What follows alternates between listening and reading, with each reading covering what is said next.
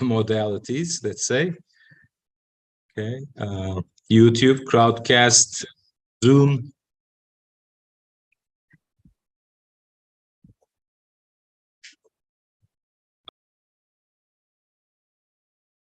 Now we are live, hocam. YouTube, Crowdcast.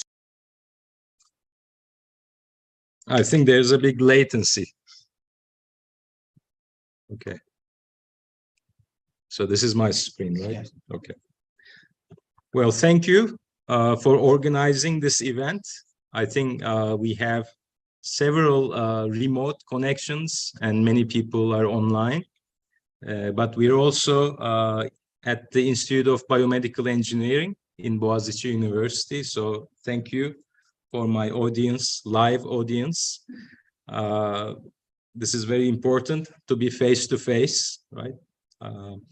So the topic of my talk is the sense of touch and neuroprosthetics regarding especially somatosensation or tactile sensation.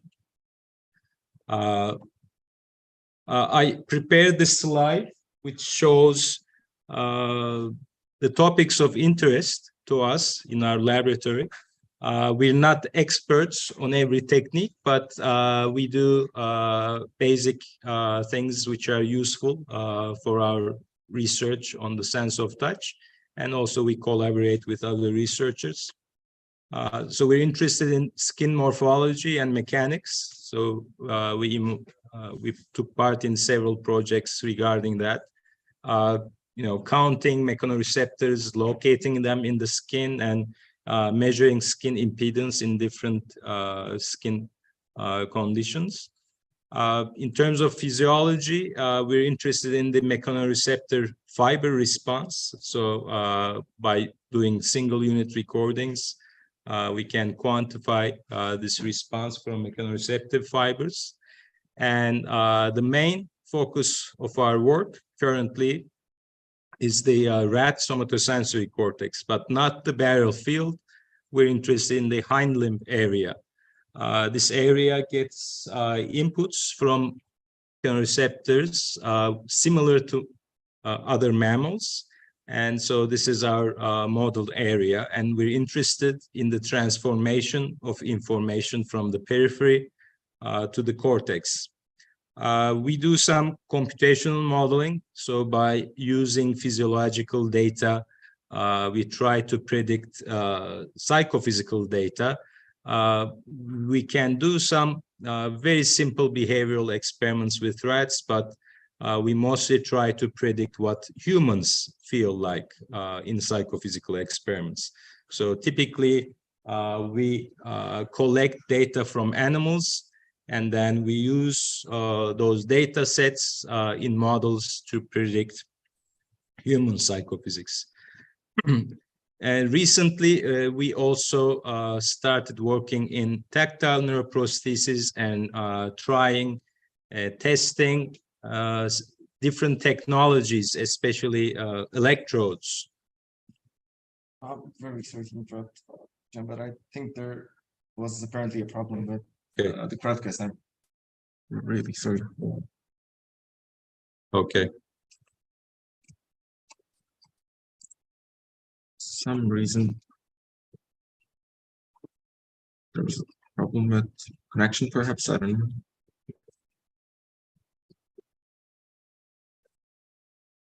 Ask. Okay. Onun dışında iyi gidiyor muydu acaba? Herhalde.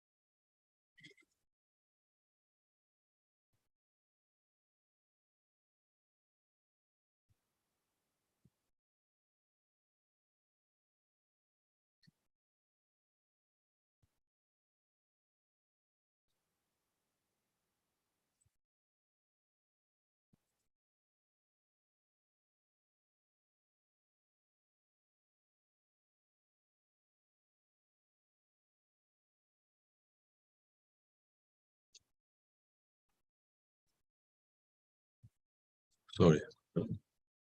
Nasıl oldu durum?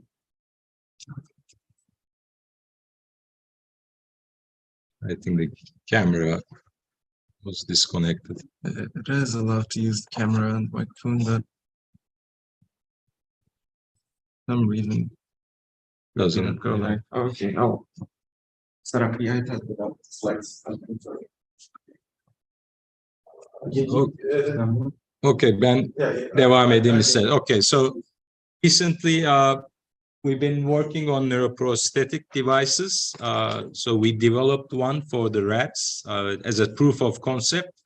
We don't have the facilities to do this with humans, but we're following that literature, and we have some colleagues overseas, and which actually resulted in an edited book. So if you check out this book, you'll actually get the most up-to-date information about neuroprosthetics, especially for movement and somatosensation. So these are some pictures from our data. So I just want you to look at this picture now and try to see if you can identify some objects among these trees. Any guesses from the audience? Horse. Okay, very good. So there's a horse here. There's a fox. I think there's another one, horse. So you can see the natives, right? Yes. Okay.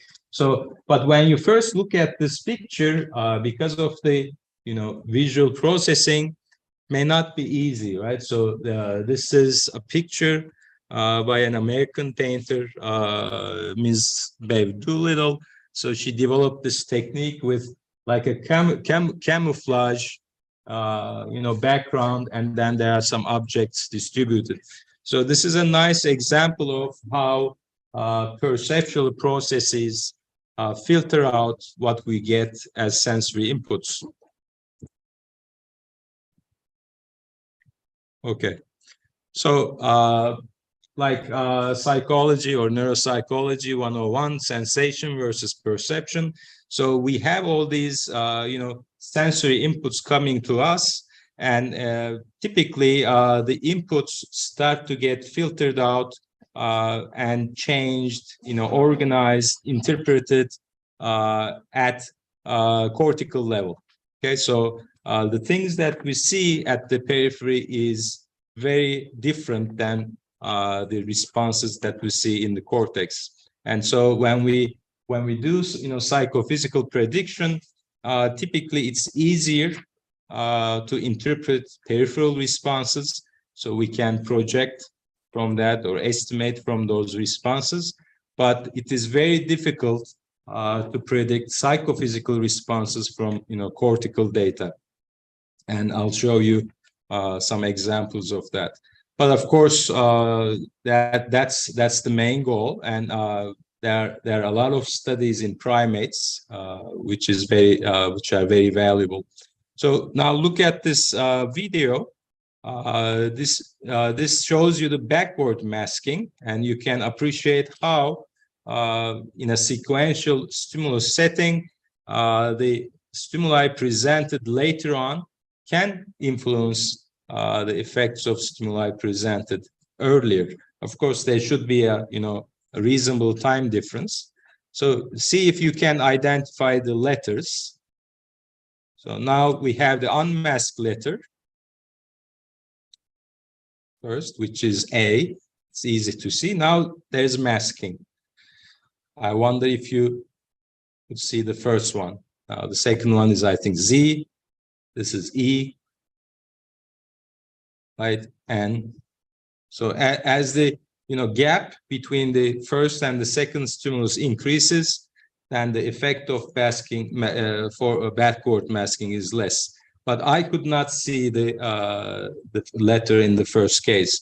So these processes are going on continuously, and if we want to also design neuroprosthetic devices, we have to understand the basic mechanisms of these processes, which can only be done with animal experiments and psychophysical experiments on either animals or humans. So I will give two examples in this talk. One is sensory adaptation, and the other is summation, temporal summation especially, and also present some data from our work.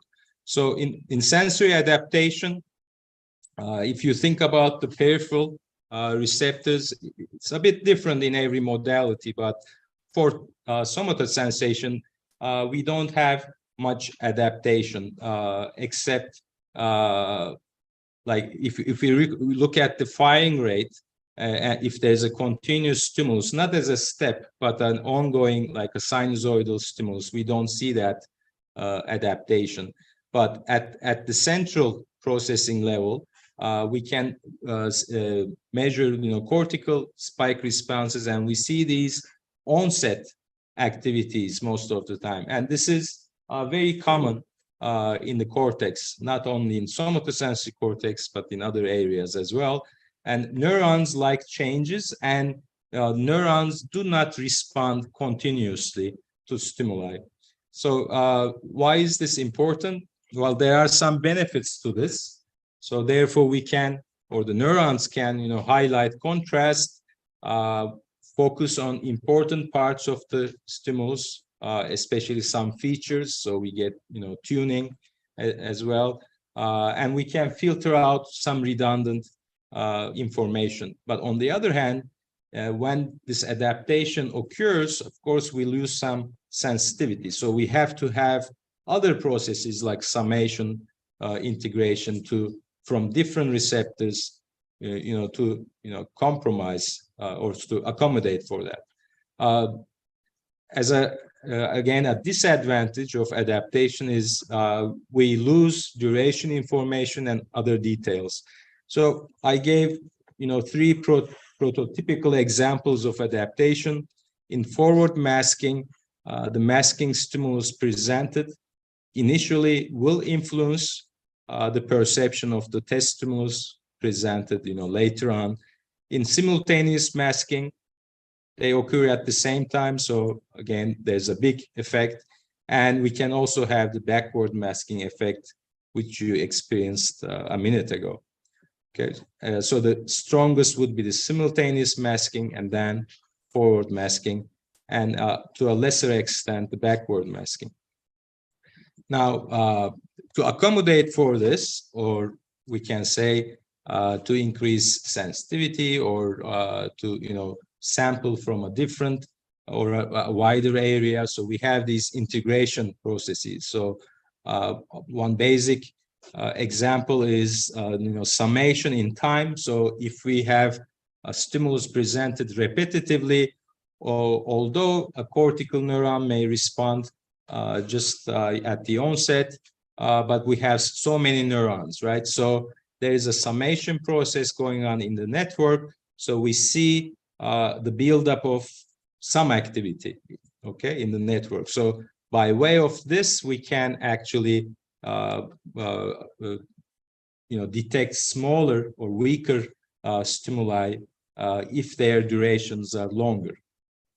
Now, similar to temporal summation, we have the spatial summation effects, where in this case, inputs from different receptors are integrated. Okay, and so this is again mostly due to central processing, and we have a fine balance between excitation and inhibition here. Not all neurons are excitatory. Actually, more neurons should be inhibitory. And then, so certain things are, accentuated, facilitated, and certain features are suppressed. Integration is good for increasing sensitivity, focusing on important parts, again, filtering and reducing neural noise. So actually, if we look at the properties of single neurons, there's a limit of information processing, but if we combine spike responses from many neurons, we can, increase that amount of information encoded in the network.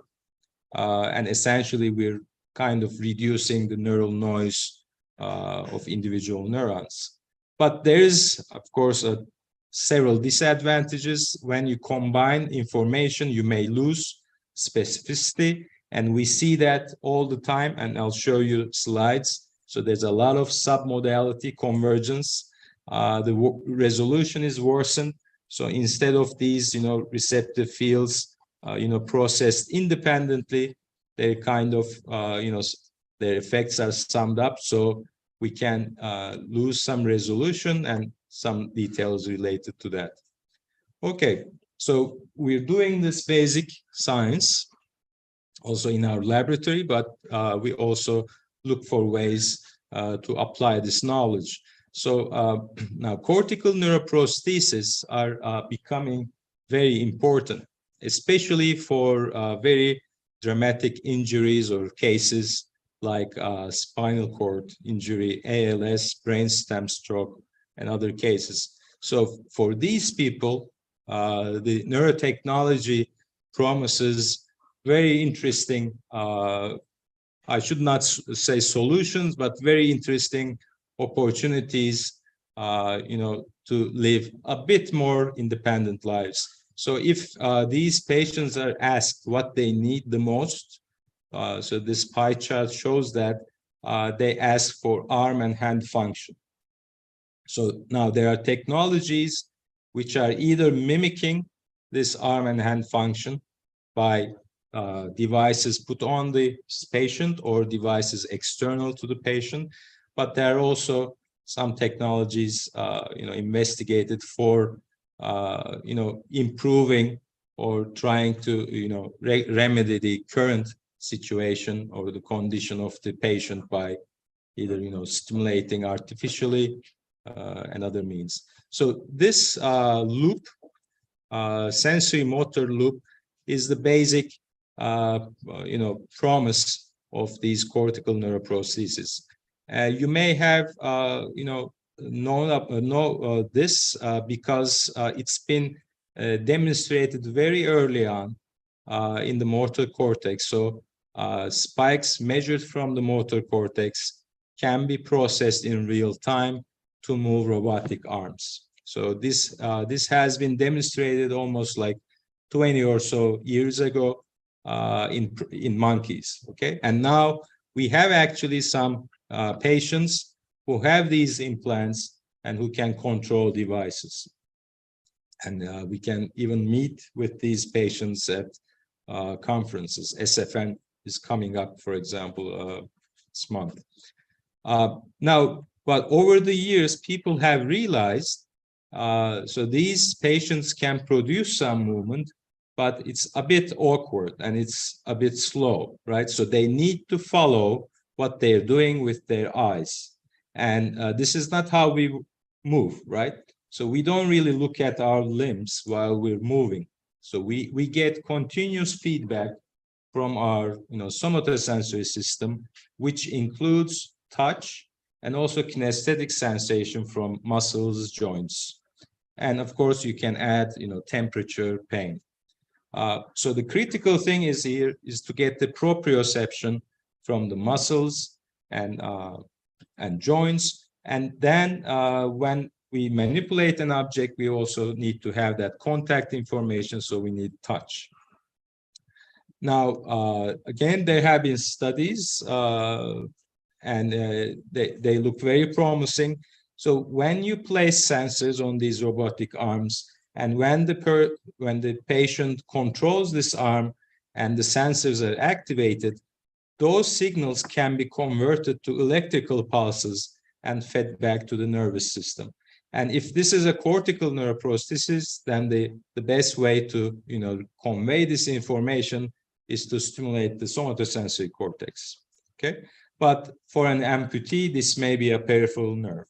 Okay, so there are other designs as well, but for a spinal cord injured person or an ALS, so this cortical neuroprosthetic loop is very promising. Okay, so just a quick summary of the sense of touch. So this picture is quite, quite interesting because it summarizes the physiology of a primary sensory neuron, and it's just from that famous textbook by Kandel. So we have the receptor potentials set up by the stimuli, and these receptor potentials are like analog signals, right? So they can mimic the changes in amplitude and duration, and if they're large enough, they would cause the action potential to be generated at the axon hillock, right? And although the receptor potentials die, so they would decay very early on, the action potential can propagate to the axon terminal and cause the release of neurotransmitters, okay? And then, the next neuron in the chain gets activated. So this encoding of information is very important for us. So how is the physical stimulus converted to neural signals initially? So this is called sensory transduction.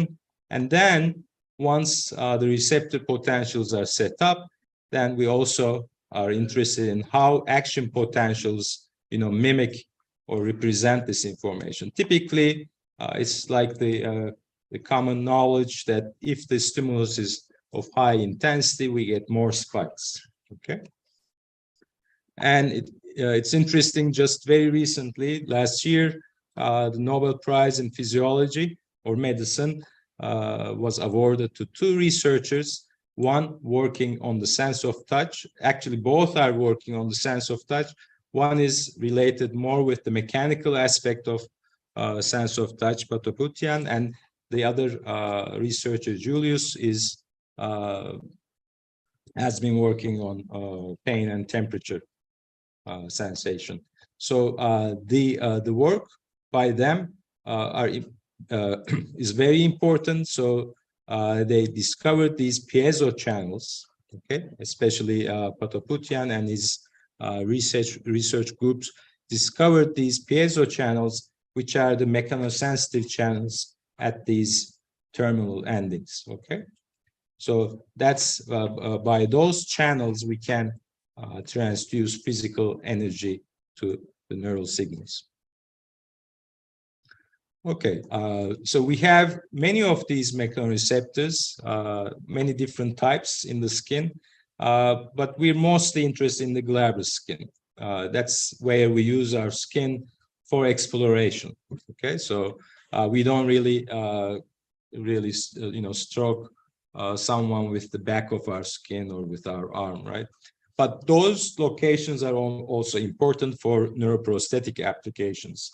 For conveying somatosensory feedback, we may not have access to glabrous skin, so we may have to stimulate other parts, or we may have access to a nerve bundle originally innervating a different area of our body, not the glabrous skin. So we should also investigate other areas too.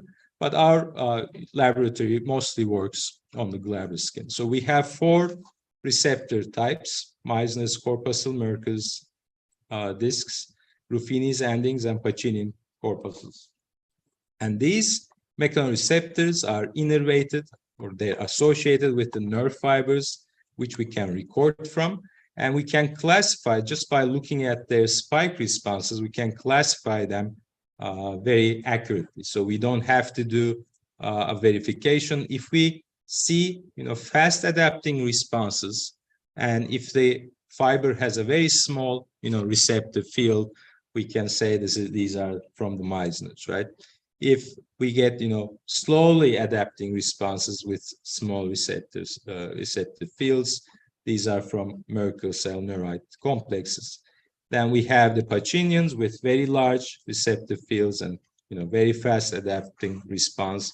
And then we have the Ruffini's. So this is kind of the classic classification we can do quickly during an experiment. But be careful that here the stimulus is a ramp and hold type of stimulus. So this adaptation is seen when there's a step indentation and the indentation is held there. But if we apply a vibratory stimulus, which is typically used in the psychophysical setting, we don't see an adaptation like this at the periphery. So my earlier work started studying these mechanoreceptive fibers in the cat. So the cat is interesting because It also has Pacini corpuscles at the mesentery. So my Ph.D. advisor was like the expert in the world about the Pacini corpuscles. So since we can excise them from the cat's mesentery, the Pacini corpuscles can be also studied in isolation because they're large. But the other receptors are very small, so we cannot take them out from the skin. So they should be studied in situ. So we did a lot of recordings from the median and medial plantar nerves in cats, from all those different types of mechanoreceptors I talked about. And we applied, various sinusoidal mechanical vibrations of different amplitudes and frequencies, durations, and such. So here, as we go to a stronger stimulus, we can see that the firing rate increases, but not in a very regular fashion, okay, in the sense of the spike timing. So we have to distinguish that. So we get increased firing and following for these stimulus cycles, and this occurs at a different frequency as well. When we plot the average firing rate, we get this almost like a linear increase, but then a plateau. So this plateau is like where there's something happening, but we don't see it in the firing rate. So we have to look at the timing of the spikes. So this can be described as a piecewise linear function, but it's not a purely linear function because of these plateaus.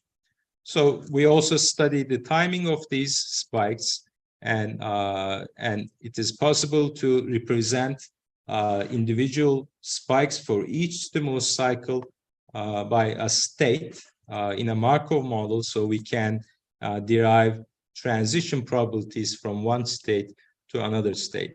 And we can characterize those transitions at different amplitudes and frequencies. So in other words, when we apply a stimulus to a certain part of the skin, we can predict what every mechanoreceptive fiber is doing in terms of spiking, okay? And these are typically studied with first histograms, peristimulus time histograms, so we get higher activity as we go down here. But the spike interval histograms give more information, so we get the pattern of activity by looking at the intervals between spikes. And then spike phase histograms are also very informative in the sense that the spike timing relative to the stimulus can be determined. So this picture is a population response output from these rapidly adapting mechanoreceptive fibers when a stimulus probe is placed here. So this is important because it's not easy to record from many mechanoreceptive fibers in the periphery. There's one good location, which is the dorsal root ganglion. So this is from the literature. And by doing calcium imaging, actually, we can see the activities from very many neurons. So these fibers are actually, parts of those cell bodies which are located in the dorsal root ganglion, right? So by looking at the cell bodies, they can be imaged by various means, and we can follow what's happening. But the resolution of this technique is not that high. Either like voltage sensitive dyes can be used, or this can be combined by electrophysiological recording at the ganglion itself. But still, it's not as easy as getting population data from the cortex. So therefore, these models are still valuable. So predicting what the input to the central nervous system is important, since we cannot get direct information easily. So I put the main pathway for the sense of touch, the mechanical aspect of sense of touch. So again, this is from the famous Kandel's textbook. So the first synapse would be made in the dorsal column nucleus, right? And then thalamus, and then cortex. So there are, several steps where information can be, integrated or, segregated, etc. But from the population responses, we can predict what can happen by testing candidate codes. Okay, so that's a common theme in sensory neuroscience. If we, assume a sensory code for representing intensity, for example, or frequency or duration or some other stimulus parameter, we can calculate it from the model, from the population response model from the periphery, and then compare it to a, cortical neurons response or a psychophysical response. So here, this is an example. So this is a classic, from a classic paper by Mountcastle. So here the cortical neurons firing rate is increasing monotonically, but not in that piecewise linear fashion with, plateaus and such, because they don't respond like the peripheral fibers. So the same behavior can be, predicted from the model by assuming a code, candidate code. So, so these cortical neurons can be also modeled by information from the periphery. But on the other hand, if we get direct, recordings from the cortical neurons, so this is from a monkey, we see that there are a lot of differences compared to the periphery. So there's ongoing, spontaneous activity in the cortical neuron. So here, the stimulus frequency was not given very high, but if we test this cortical neuron with a higher frequency, which is detectable by humans or by monkeys, we don't get a nice response like this, okay, a following response. So the left-hand panel is for the peripheral nerve fibers, the right hand for the cortical neurons. So you can, start seeing these differences. So there's, these network properties are also changing a lot of things in the cortex. So yeah, we can, predict some of that by the population models, but then we have to always assume a code and test it. So getting this direct information is also very important. But when we look at the anatomical, pathways within the cortex, so we have this huge complexity. Okay, so let me just move this. So again, this is from the textbook, but we have these in the primates, we have these Brodmann areas, and 3A and 3B are very important for us because first is mostly proprioceptive and second is for touch. But information is, integrated, combined very early on. So, so the receptor types that we know from the periphery do not really have their, corresponding cortical parts. So the information is already, merging very early on. Okay, so having known that from the literature that I follow, when I started working here, there was no, physiology set up. So I worked pretty hard to establish a lab. So we started recording from the hind limb area of the rat cortex, rat's S1 cortex. So this area is actually very small compared to the barrel field, okay?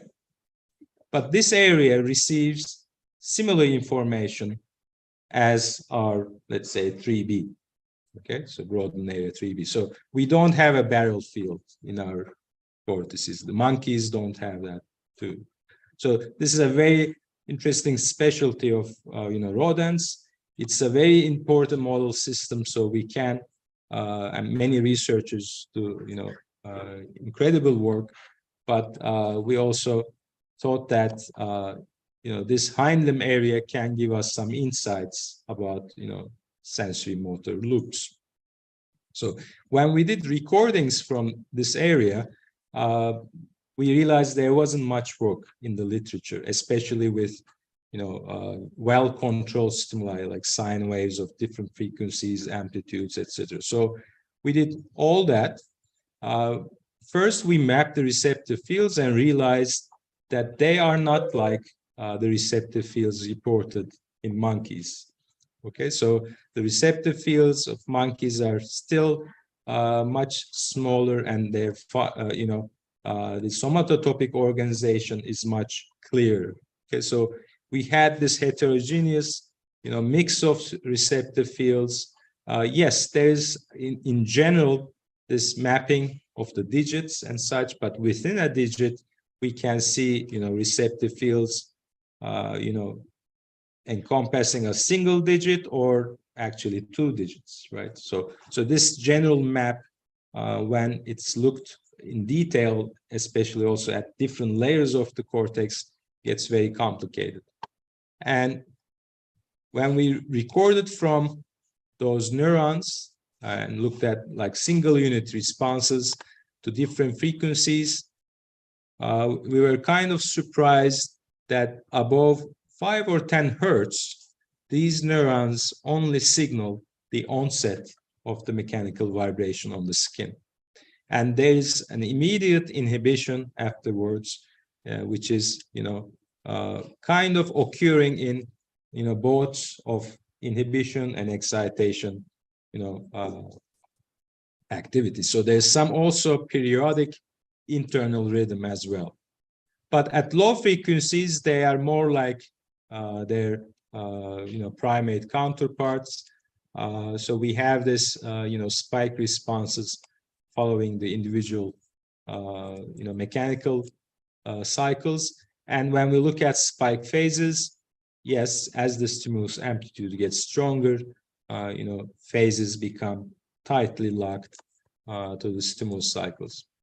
Again, at high frequencies, this does not appear. Okay? Well, you may wonder if there's some difference in the anatomy. Yes, actually, at this glabrous skin area, people report not finding Pacinian corpuscles much, but at high amplitudes, even the other receptors would signal spikes at 40 hertz or 250 hertz at the peripheral level. So this is not something related to the lack of Pacinian corpuscles at that area. Well, since we were puzzled with those responses, we tried if we can modulate them. So we first tried changing the excitation inhibition balance by microinjection of certain drugs, very tiny amounts, nanoliters of these drugs. And yes, we could actually get some enhanced responses, but the main character of this response did not change. That's to say, at low frequencies, we have good stimulus encoding, but at high frequencies, we don't. And finally, we said, well, this is a very artificial way of doing an experiment. Maybe this is related with attention. Okay, so unfortunately, we could not do chronic experiments related to that, but we tried to mimic the same thing, assuming that attention is linked with the cholinergic system. So we stimulated the basal forebrain, and the basal forebrain projects to many cortical areas. So by modulating those cholinergic inputs, we thought we may change the response patterns of the neurons. So we did those. The firing rates did not change much, but we got some increased synchronicity after a while. So not instantaneously, but after a while, as this cholinergic inputs were primed.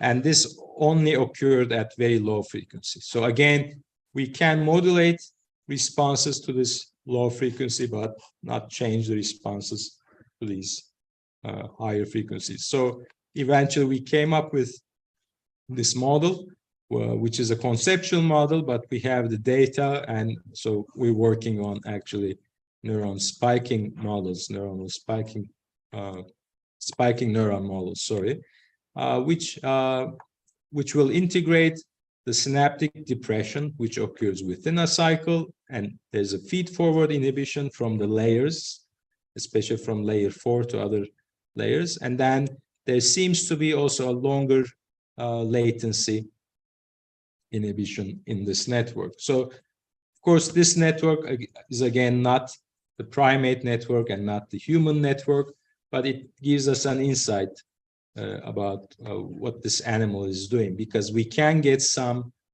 psychophysical responses from rats when we stimulate their glabrous skin. So we're trying to tie those two ends together. When we look at the literature data on monkeys, so at different cortical areas, we see a huge, variation of these responses, and some are very fast adapting, some are less, okay, but nothing like the periphery. And then these authors and many authors now agree there's a lot of submodality convergence from RAs and SAs at central synapses, and starting from the dorsal column nucleus, actually.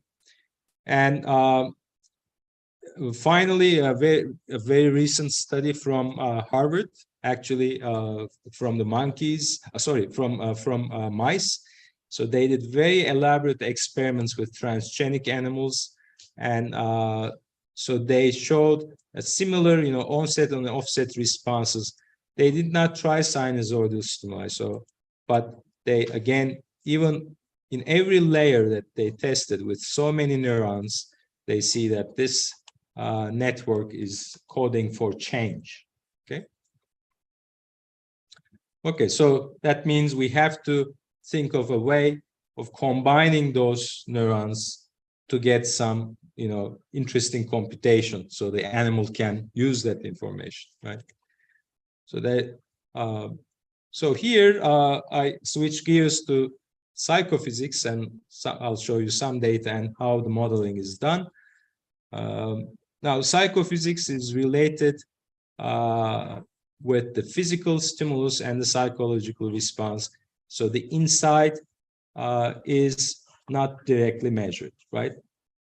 But what's different in psychophysics compared to some other experimental psychology or cognitive psychology work is the well-controlled physical stimulus. And this can be such well-controlled that in our, lab, we can go down to, submicron displacement. So we calibrate the devices for a very tiny, vibration, and you can feel that. So if we do a demo upstairs in the lab, you will be able to detect a high frequency vibration, let's say 75% of the time, if the amplitude is 0.1 micrometer.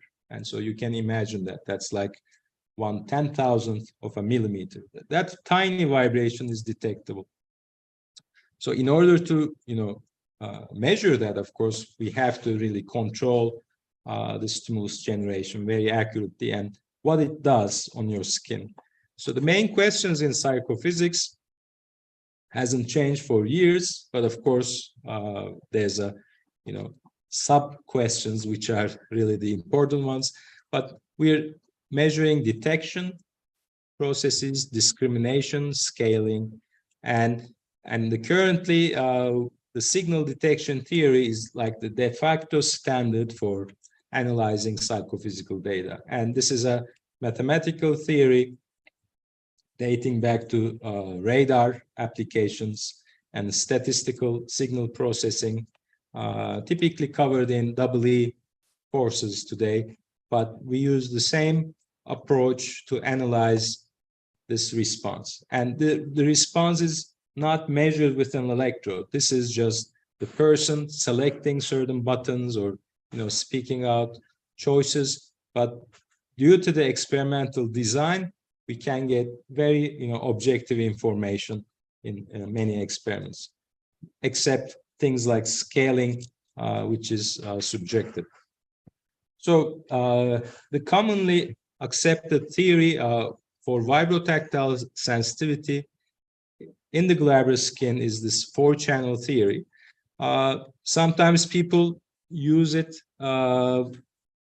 without paying attention to this very critical thing. This theory can explain thresholds, okay?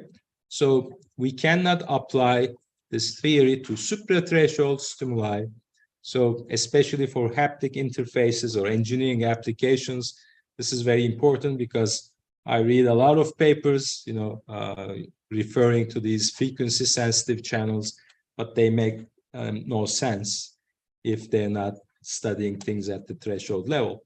And the threshold level requires very well stimulus control at micrometer scale. Okay, so this theory says that if you apply a sinusoidal vibration, which we call a vibrotactile stimulus, let's say at 100 hertz, then these circles show the sensitivity for human. So if we go to the y-axis, we can, read out the displacement threshold for a certain probability. So that means in the experiment, that stimulus would be detected 75% of the time. Okay, so if you look at the highest sensitivity, which is the lowest threshold, it's around 250 or so, and maybe around here. So since this is at a decibel scale, minus 20 would correspond to 0.1 micrometers, and 0 would correspond to 1 micrometer. So you can see that we have this curve, sensitivity curve, and it gets very low at high frequencies. So we can detect higher frequencies better. And by way of doing elaborate masking experiments, these channels were sorted out, and this part of the curve is attributed to the Pacinian channel, and we have the other channels too. Here, the other experimental conditions like the probe size, etc., would matter. So this is done with a large probe, but if a small probe is used, the curve shifts like this. The reason for that is small probe cannot activate the Pacinian channel much, so it's effectively, its sensitivity curve is shifted up. So therefore, we're left with the other receptor systems. Okay, we call them channels because they're probabilistic things, so they're not getting only information from one mechanoreceptor, but mainly from one mechanoreceptor. But we have to always consider this probability and also the physiology behind this. Okay, so therefore, when we interpret these curves, we also refer to the mechanoreceptor sensitivity as well, which is of course much higher. So the thresholds for activating individual mechanoreceptors are actually lower than this curve. So it implies that we need inputs from several mechanoreceptors and integrate them to be able to report that we feel something. Okay. So I'll just show you an interesting phenomenon which I started the talk, the temporal summation. So these duration effects were discovered very early on in hearing. So people actually, most of my professors, were coming or were related to also hearing research. So when we increase the duration of sound, for example, or tactile, vibrations, we can actually detect smaller vibrations or weaker sounds. Okay. And for touch, this is though observed with only large probes and high frequencies. So large probes and high frequencies. So it's mainly attributed again to the Pacinian channel. So if we increase the duration, so this is how the threshold decreases, and this was tested at different conditions, and it can be explained why it shifts down or up. But at low frequencies, we don't see that summation. So the classical model assumes that some, let's say a peripheral activity is being summed by some higher order neuron or some network. And then as this activity is summed, if it, passes a threshold or a criterion, then the subject will feel the vibration, right? So that was the classical model. But when we do experiments, the classical model fails at certain places. So we try to improve it by including not only amplitude, but the energy information, still using a leaky integrator, neuron, but we also included the sensitivity curve of what's measured from psychophysics. Okay, so we did that modification, but the model is still simple. So basically, it's just a sum of exponentials. When it is compared with the data, so this is the data. So basically, at different durations, we have that Pacinian channel, shifted up or down. Okay, but the model predicts something like this and never goes up. Okay, and the differences here obtained with different durations, again, they're not the differences that we see in the data. So what's changing here is, in contrast with the older literature, is the other conditions like the contactor size, which was not tested in the previous work, or the lack of surround. So the mechanical setup is a little bit different. So when those effects are there, so we still get the temporal summation effect, but the classical model, even if it's revised a bit, cannot, represent those changes, which are more, varied. So what we did is, instead of very simple leaky and integrate type neurons, we use the population model from the mechanoreceptors set up by physiological data. Okay, so not just by using a simple generic neuron model, but using real data and the probabilistic model. And now this is the data obtained from our lab, and this is what the model can predict. So by using an optimization, we can get a few properties are optimized, but then we can get very close predictions to the psychophysical data. Okay, so another example I mentioned in the beginning about masking. So when we present sequential stimuli, there may be a summation effect, but depending on the individual properties of those stimuli, we can get masking too. So this is really a confusion for our models and our way of thinking. So here, let's say this stimulus is at absolute threshold. So if we actually, pair it with another stimulus and present them at a lower level, you can detect this as well.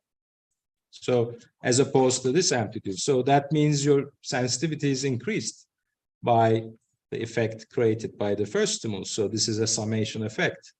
But if the first stimulus is suprathreshold, then it can influence the detection of the second one and mask it. And therefore, now the second one needs, more juice or more amplitude to be detected. So these things are really complicated and not really well sorted out in the literature. Okay. And with double pulses, we get the summation effect. And again, at some, gaps, we get the effect reversed. So these inconsistencies are things that we're studying right now. The masking can be obtained very robustly, by the way, in the psychophysics laboratory. But some of the things cannot be predicted from the current model. So we're trying to improve them. And one approach is to use these like multivariate distributions. So here I just put the Gaussian as a very simple case, because in a Gaussian distribution, we can describe the joint probabilities very easily. So let's assume we have two stimuli, so therefore we have two Gaussians, right? Bivariate Gaussian distribution. So we have the means and the covariance matrix, but this is just the closed form of the PDF. Don't worry about it. But here, these hypotheses can be tested by an experiment very easily. Okay, so if even this simple mathematical starting point can give us these hypotheses, because the psychophysics experiments are, give us probabilistic data, so we can predict those probabilities. For example, we can ask the subject to detect both of those stimuli and then press the button. And in that case, this PDF can be evaluated for this probability. And it's like a neural activation variable, which is not known to us, but which we can, optimize for. So N1 being greater than, let's say, this criterion, and N2 greater than this criterion. Or we can say detecting either or both. That means either or both.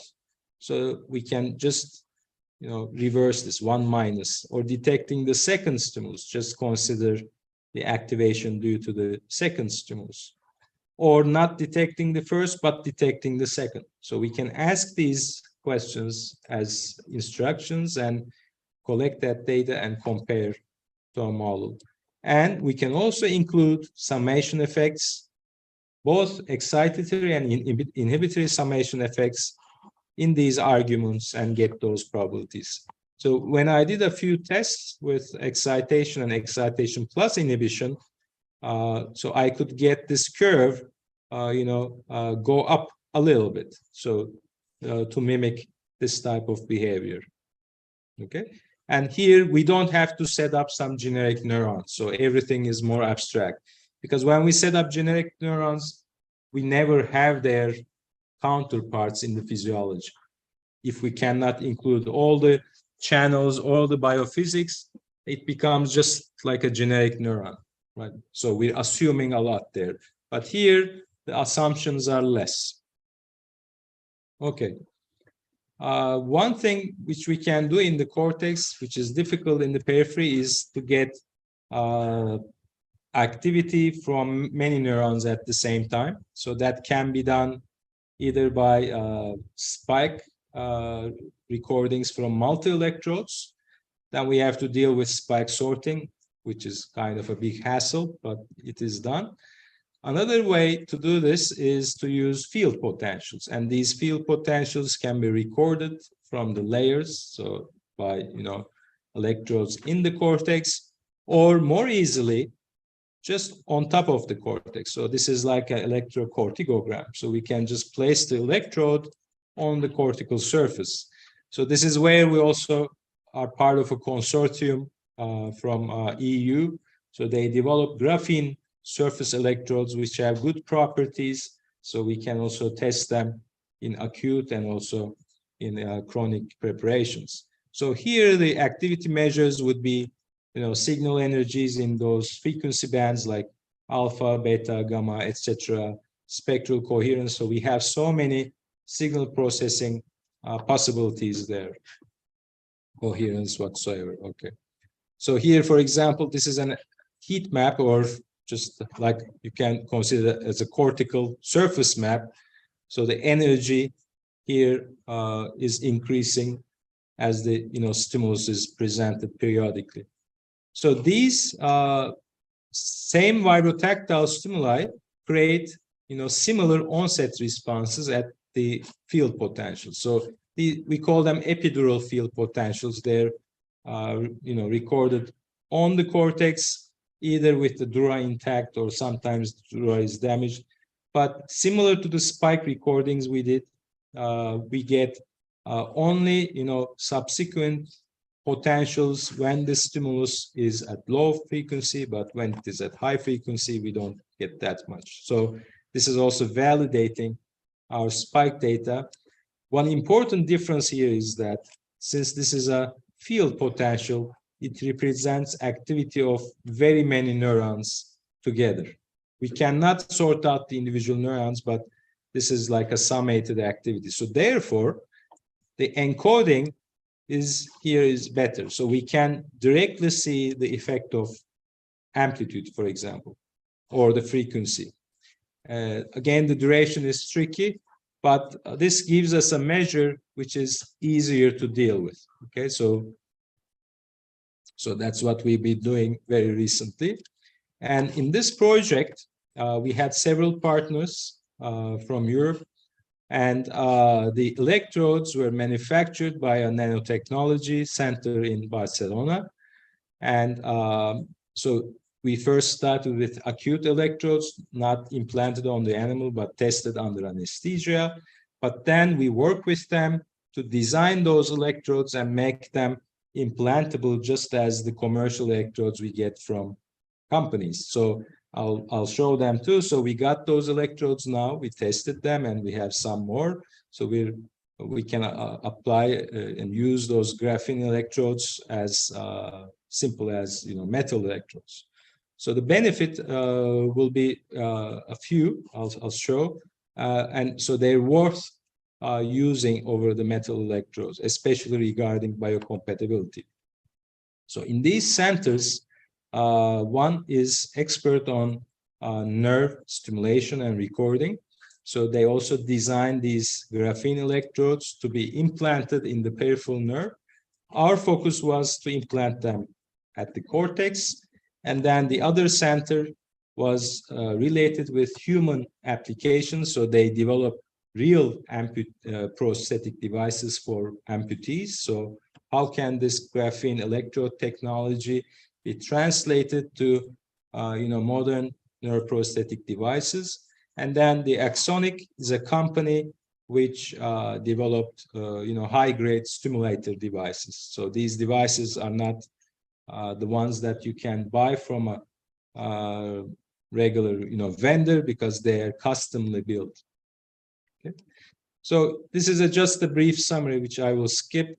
So I mentioned the importance of somatosensory feedback in neuroprosthesis. So there are ways to give this feedback peripherally or centrally, but there are many key issues. So there's always a trade-off. So if we want specificity, we may stimulate the cortex, but then there's it's more invasive, and because of the submodality convergence, actually it may be more difficult than we thought. In the periphery, then we can stimulate the skin, but then it's kind of a very artificial feedback. So maybe the best thing is to implant an electrode into the nerve, but then we have to find the correct nerve fascicle. Right? So there are all these issues related to invasiveness, modality matching, selectivity, receptive fields, neural coding. How are we gonna pattern the electrical stimulus pulses? Miniaturization, or all things related with technology, and how long can this device sit in the body, etc. Okay, so just to demonstrate a proof of concept in our setup, we tried implementing a device like this. Oops, sorry. Let me carry this window. So here we designed a little thing like a boot worn by the animal, and put strain gauges here manufactured by MEMS technology at Boğaziçi. And then though that sensor data was processed in real time, so we have a very good real-time processor. Cannot be done with a regular PC. It's dedicated device with DSPs, and then it triggers current pulses which can be given to the S1 cortex. And meanwhile, so this part is the tactile neuroprosthesis. Meanwhile, the animal is in a conditioning chamber and doing a task. And the task is like, if there is a stimulus, press the right button. If there is no stimulus, press the left button. Now, the stimulus can be mechanical. It can be purely electrical. You can, vary during a trial. Or here, what we did was, so this is a natural setting where the animal did not wear anything.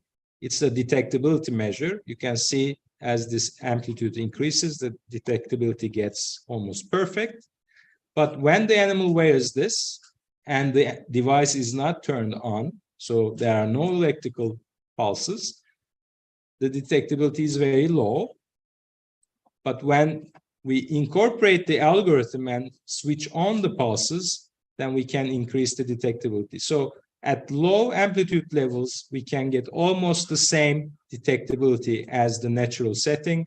But of course, since this is a very simple device, it cannot, keep up with the biological, performance. But it is, again, still much better than not using anything. So think about an amputee who doesn't have a limb there, right? So then that person would perform something like this with the residual, sensation. But when you put a device, so you can increase the detectability, and then the person can also perform the motor tasks much better.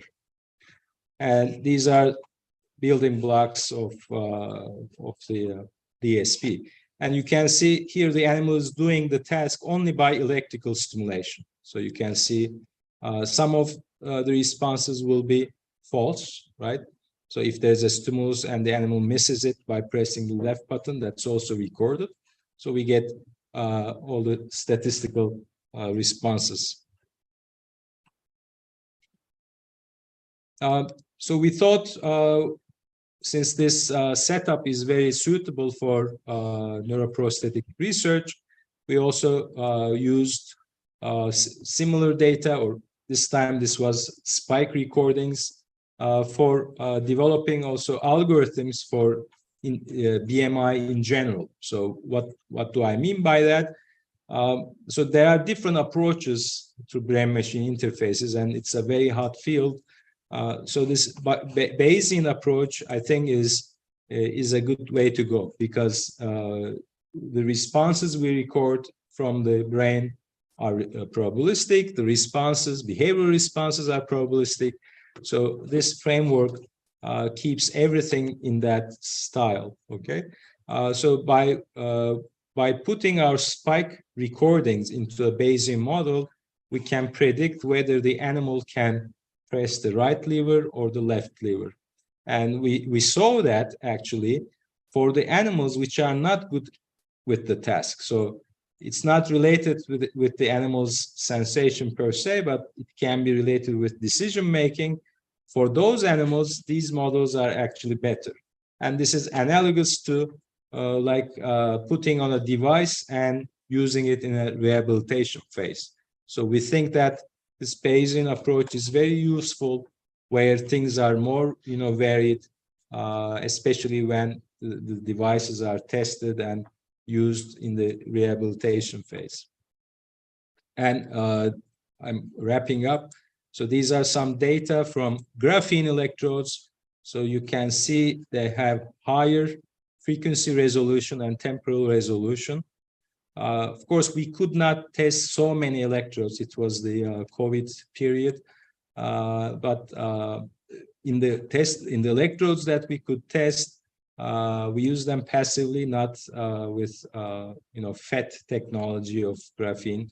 So this was just used as similar to the platinum iridium electrodes. So we can see this nice, high gamma activity and also very good temporal resolution.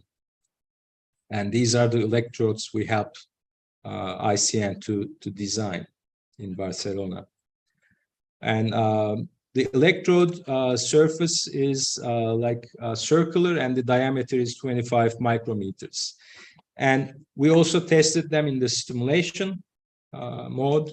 And here we looked at the animal's threshold for detecting the electrical stimulus at the cortex. And also, we always look at this discomfort level once.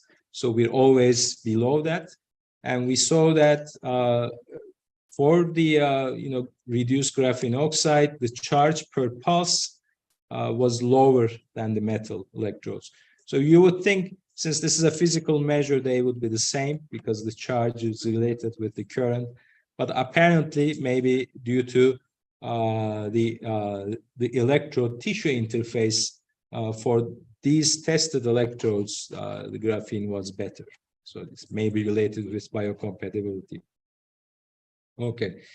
We also work with other researchers regarding other haptic interfaces. This is for electro-vibration, and we have also one upstairs. Akif is working on mid-air haptic devices, which use ultrasonic waves.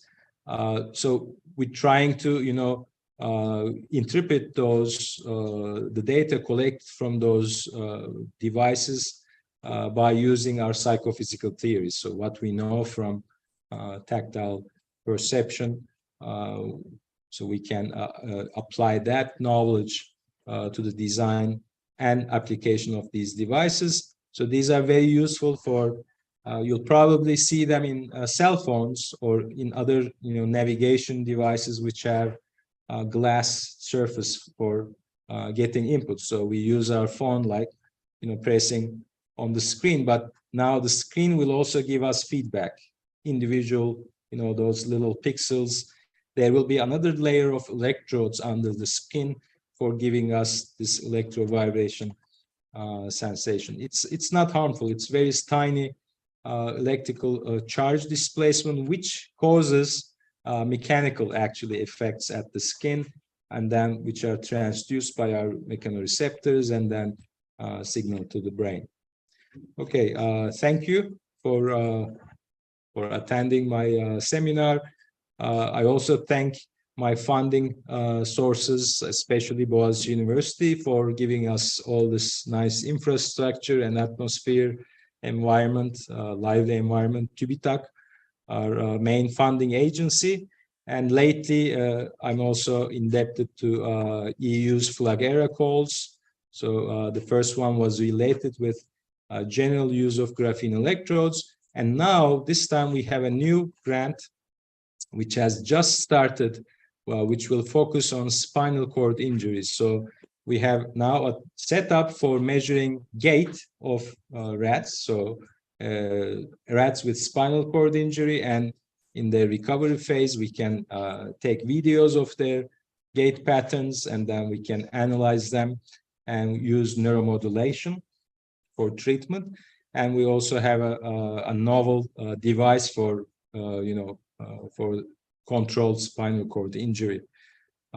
So we have co-workers from different universities, from medical schools, and I also wait for studentships and applications for interesting thesis topics. So please get in touch with me if you're interested in our latest Flagera project. I also put up my former Ph.D. supervisor who passed away very early in 2005. But that's where I learned neurophysiology and psychophysics. This is my lab group. This is our Flagera group, and this is our new collaborators from Turkey. So thank you.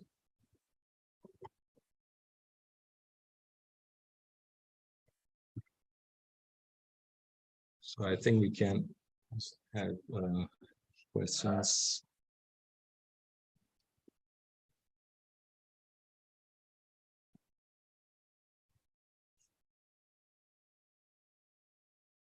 Any questions, comments from face-to-face audience, from Crowdcast, from Zoom? I don't know if you're connected there. Maybe they started the other one, right? The Crowdcast.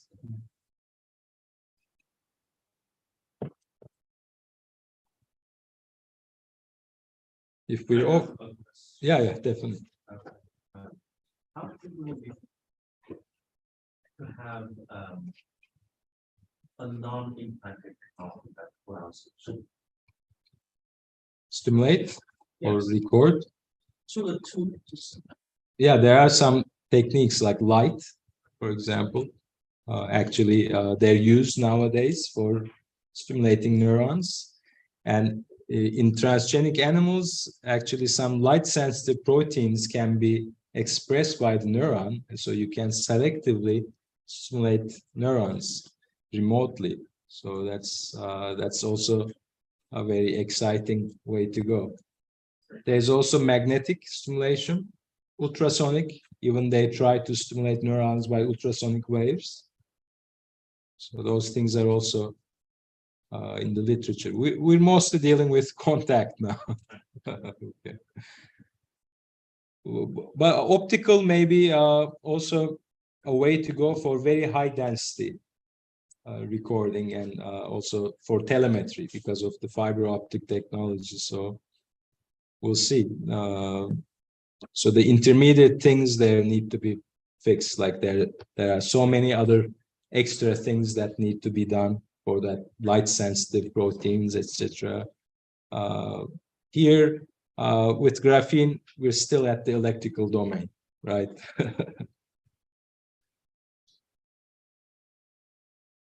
Any questions? I mean, feel free to ask either in Turkish or English, anything. I think we're off, right? We're disconnected now.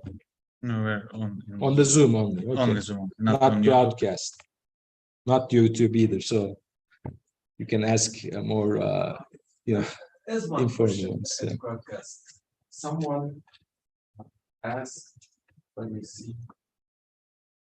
It was about the cholinergic modulation of the vibro-tactile sensation. They said that they found it interesting, and whether you have a working hypothesis as to how the cholinergic inputs could change the vibro-tactile sensation. for that, yeah, I mean, in the literature, it's all mixed up. They are increasing and decreasing, activity levels. I think the main issue there is to be selective, and we were not very selective too.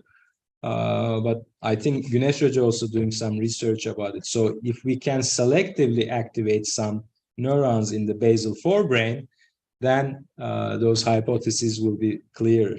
Because now we don't even know which neurons are, really sending projections to that area, right?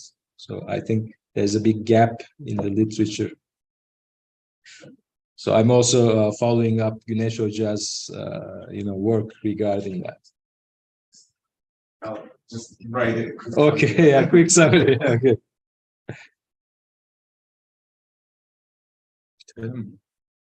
Yani burası daha rahat. İsteyen sorabilir.